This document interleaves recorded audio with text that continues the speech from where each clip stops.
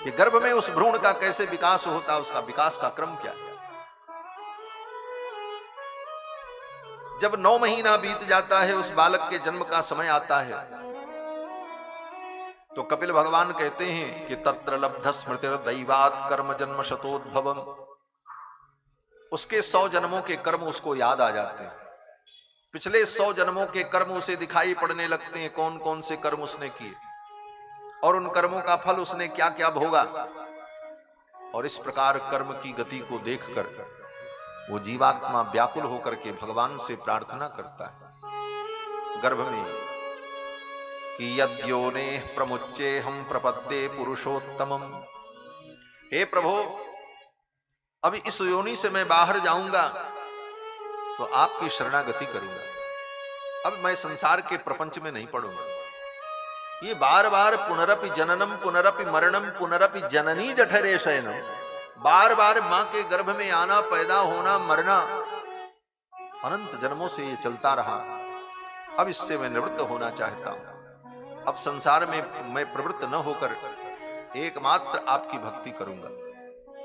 गर्भ में वो जीव भगवान से प्रार्थना करता, लेकिन जन्म लेते ही, बाहर आते ही भगवान की माया ऐसी व्याप्त हो जाती है कि वो सब कुछ भूल जाता है। फिर समय आने पर जब उसे सत्संग मिलता है, संत महापुरुषों की वाणी सुनने को मिलती है, तब उसे बोध होता है कि हमारा स्वरूप क्या है, हम कौन है। ये सब कपिल भगवान ने अपनी मां देवहूति को सुनाया। आगे कपिल भगवान कहते हैं, हे मां, ये जीवात्मा अपने पाप पुण्य का फल भोगने के लिए स्वर्ग और नरक में जाता है। अपने कर्मों का फल भोगने के बाद स्वर्ग नरक से लौट करके फिर इसी संसार में जीव आता है। भगवान की जब विशेष कृपा होती है तो मानव योनि में आता है, और मानव योनि में आकर के उसे ये अवसर मिलता है कि वो भगवान की भक्ति करके, साधना करके अपना कल्याण कर ले। मानव योनि में आने की प्रक्रिया क्या है, तो कपिल भगवान कहते हैं, मां कर्मणा दैव नेत्रेण जंतुर्देहोपपत्तये। अपने कर्मों के अनुसार वो देह को, शरीर को प्राप्त करता है। अच्छे कर्म किया है तो अच्छा शरीर मिलेगा, बुरे कर्म है तो बुरा शरीर मिलेगा, क्योंकि ये शरीर भी हमारे कर्मों का परिणाम है, कर्मजन्य है। और पूर्वकृत कर्मों का हमारे वर्तमान के जीवन से बड़ा घनिष्ठ संबंध होता है। पिछले जो हमारे कर्म हैं उन्हीं का परिणाम हम वर्तमान में भोगते हैं। जो संसाधन मिला, जो शरीर मिला, जो व्यवस्था मिली, वो सब पिछले कर्मों का ही परिणाम। पिछले जन्मों में हमने जो कर्म किए उन कर्मों का परिणाम हम आज भोगते हैं। अब ये बात अलग है कि तर्कहीन लोग, जिनको तर्क का ज्ञान नहीं है, वे लोग केवल डींग हाँकते हैं कि पुनर्जन्म नहीं होता, सब बेकार है, कौन किसने देखा पुनर्जन्म है? बल्कि बहुत से ऐसे मत और मजहब हैं इस दुनिया में जो पुनर्जन्म को नहीं मानते, जैसे इस्लाम इत्यादि, लेकिन सब तर्कहीन है, उनके पास कोई तर्क नहीं है, वो तो लकीर के फकीर हैं, तर्कहीन सिद्धांत। एक बार मैं दिल्ली से आ रहा था, लगभग 3 वर्ष पहले की बात है, 3-4 वर्ष हो गए। ट्रेन में मैं बैठा तो हमारे ही सामने वाली सीट पर एक मौलाना साहब बैठे। वो दिल्ली के जामिया इस्लामिया विश्वविद्यालय के प्रोफेसर थे। वो बैठे थे, हम भी बैठे थे।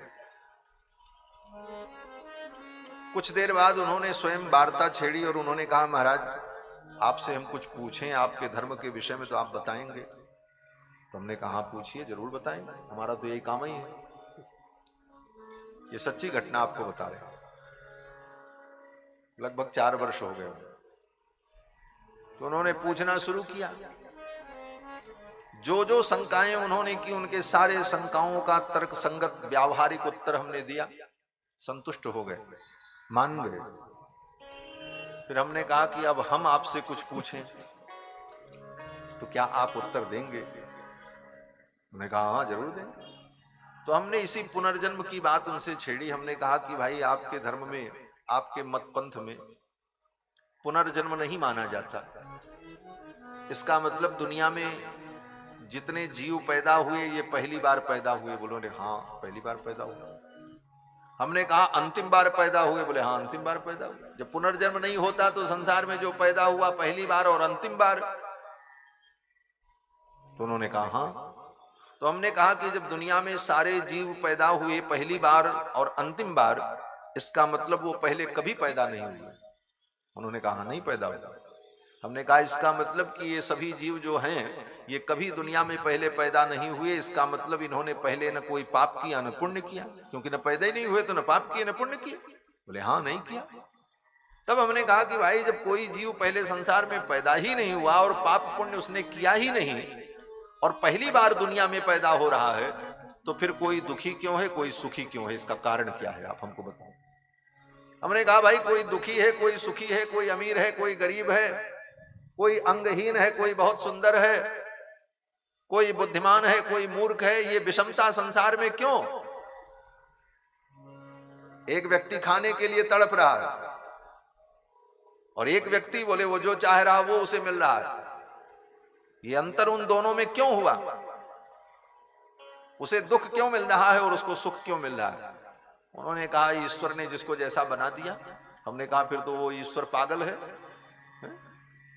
वो ईश्वर जो है बड़ा भारी पक्षपाती है, मनमाना काम करने वाला है, किसी को जिसको चाहा उसको दुख दे दिया, जिसको चाहा सुख दे दिया। फिर तो तुम्हारा ईश्वर भी निष्पक्ष और दयालु नहीं सिद्ध होगा। क्यों? बोले ईश्वर को आप रहमान कहते हो। रहमान का मतलब जिसके अंदर रहम हो, जो रहम दिल हो, और उसके अंदर इतनी भी रहम नहीं कि बिना कारण किसी को दुख दे रहा है और बिना कारण किसी को सुख दे रहा है। तो ऐसे विषम ईश्वर में किसकी श्रद्धा होगी? चुप हो गए, उनके पास कोई उत्तर नहीं। हमने कहा भाई संसार में कोई दुखी कोई सुखी। हमने ये भी कहा, हम कहे ये बताओ ये जितने पशु पक्षी होते हैं क्या इनके अंदर भी रूह होती? बोले हाँ रूह तो होती है इनमें। हमने कहा फिर एक कुत्ता जो है डंडा खाता है और एक कुत्ता गाड़ी में बैठ करके दूध रोटी खाता है और घूमता है, तो ये अंतर क्यों हुआ? उसने क्या अपराध किया था कि तुम्हारे ईश्वर ने, तुम्हारे परमात्मा ने उसको ऐसा बनाया कि वो डंडा खा रहा है? और इसने कौन सा अच्छा काम किया था कि इसको दूध रोटी मिल रही? अगर ईश्वर अपने मन से ऐसा करता है तो ऐसा मनमाना ईश्वर, मनमुखी ईश्वर, ऐसे ईश्वर के चरणों में जाने का कोई फल नहीं होगा, क्योंकि उसको जो करना वही करेगा। तो फिर तुम्हारे करने से कुछ होने ही वाला नहीं। इन सारे प्रश्नों का उत्तर उनके पास नहीं था। उन्होंने कहा इस तरह से तो हमने कभी सोचा ही नहीं। हमने कहा सोचिएगा। और भी बहुत सारे प्रश्न उनके सामने हमने उपस्थित किए, लेकिन किसी भी प्रश्न का वो सही उत्तर नहीं दे सके, क्योंकि ये सब मत पंथ जो दुनिया के हैं सब तर्कहीन है। इनके पास कोई तर्क नहीं है, बस लकीर के फकीर हैं कि कह दिया हमारे आलम ने तो हम उसको मान रहे हैं। बस तर्क तो हमारे यहाँ तो तर्क एक शास्त्र ही है। हर चीज को तर्क की कसौटी पर कस करके तब उसे स्वीकार किया जाता है। यस तर्केण अनुसंधत्ते सधर्मो वेदनेतरः। श्री मनु जी महाराज कहते हैं कि अपने अनुमान प्रत्यक्षादि तर्कों के द्वारा, प्रमाणों के द्वारा आप किसी को समझ करके और उस पर विचार करके उस धर्म को स्वीकार करें, ये सनातन धर्म। तो कपिल भगवान वर्णन करते हैं कि मां जीव अपने पूर्वकृत कर्मों के अनुसार स्वर्ग नरक में जाकर के अपने दुख सुख को भोग करके फिर संसार में जब पैदा होता है तो उसके पूर्वकृत जो कर्म हैं उन्हीं कर्मों के आधार पर उसको उत्तम, मध्यम, अधम शरीर प्राप्त होता है, योनियां प्राप्त होती। अलग अलग योनियों में वो जीव जाता है। मानव योनि में कैसे आता है? तो कपिल भगवान कहते हैं स्त्रियाः प्रविष्ट उदरम पुंसो रेतकणाश्रयः। वह अत्यंत सूक्ष्म जीव भोजन के माध्यम से पहले पुरुष के शरीर में प्रवेश करता है। पुरुष जो भोजन करता है उन भोज्य पदार्थों के माध्यम से वो सूक्ष्म जीव भगवान के संकल्प से उस पुरुष के शरीर में प्रवेश करता है। इतना सूक्ष्म होता है कि उसे कोई दुख सुख का अनुभव नहीं होता, उसकी चेतना सुषुप्त रहती है। ये जीव कितना सूक्ष्म है? तो वेदों ने कहा कि बालाग्र सतभागस्य सतधा कल्पितस्य च भागो जीवस्य विज्ञेयः। बालाग्र सतभागस्य सतधा कल्पितस्य च, बाल का जो अग्रभाग, बाल की नोक, तो बाल की नोक को लेकर उसके 100 टुकड़े करो। बालाग्र सतभागस्य सतधा कल्पितस्य च, फिर उस एक टुकड़े के 100 टुकड़े किए जाएं। कितना सूक्ष्म होगा। कहते हैं वो जीव का स्वरूप है बालाग्र सतभागस्य सतधा कल्पितस्य च भागो जीवस्य विज्ञेयः। इतना सूक्ष्म जीवात्मा होता, तभी तो सूक्ष्म से सूक्ष्म शरीर में वो प्रवेश करता है। ये सब तर्क संगत बातें।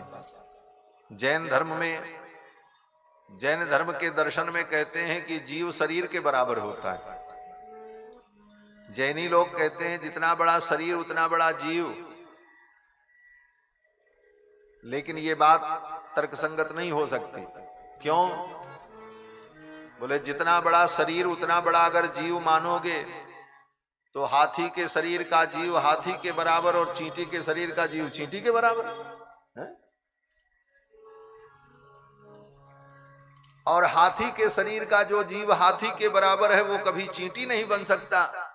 क्यों? बोले चींटी के शरीर में हाथी की आत्मा कैसे घुसेगी? और चींटी की आत्मा अगर हाथी के शरीर में चली भी जाए तो हाथी के अंदर वो चेतना नहीं आएगी। क्यों? बोले उतना बड़ा जीवात्मा नहीं जितना बड़ा शरीर। तो ये तर्कहीन बातें हैं सब।